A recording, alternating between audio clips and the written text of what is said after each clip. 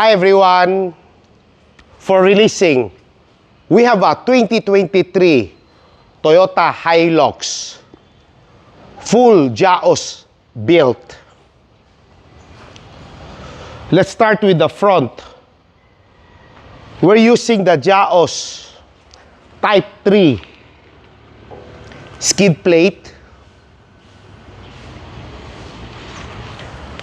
JAOS Battle Z suspension with TI coil spring. This is a coil over type on the front. HARDRACE upper control arm to match the TI color of the coil spring. And for the lift spring also, we're using the JAOS TI lift spring Battle Z.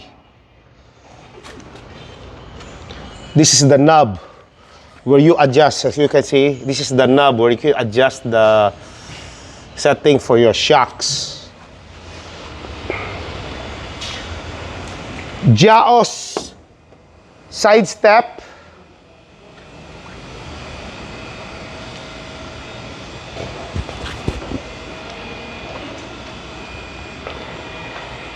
JAOS MUDFLAPs.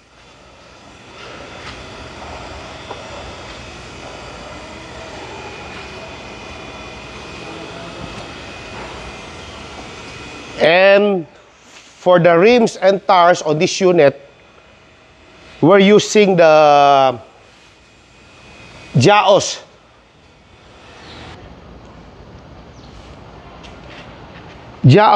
Tribe Cross. This is the in gunmetal color. This is on offset 0. We're using the BF Goodrich KO3 tires on it.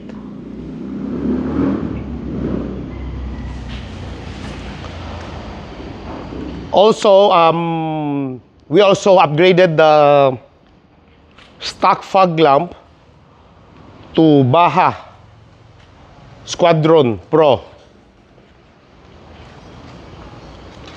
The client chose the yellow because he used this for inter-island. I'll show you how bright the light.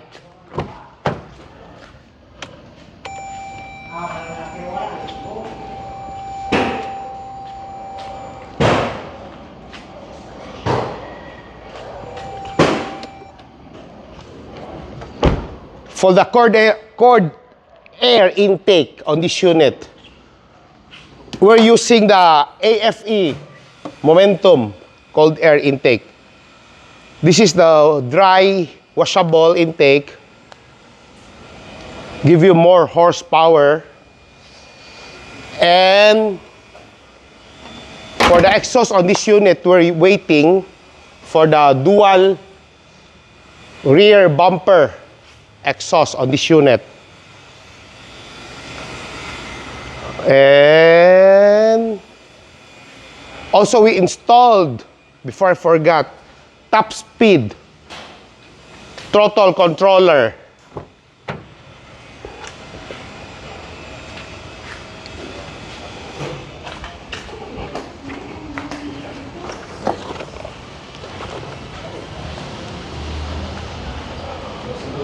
Also, the hottest right now in the market, Greedy blue lens wide mirror.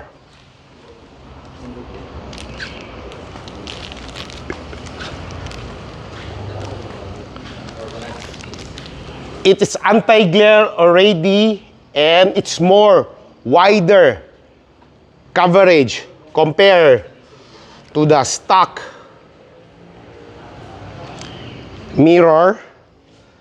And this is available also in DSM blind spot mirror for the new Hilux GRS, for the new Fortuner, Jimny, the LC250, the LC200, and the LC300 also. We have it here. Okay. Lastly, we're waiting for the original door side JAOS sticker to arrive. See the stands.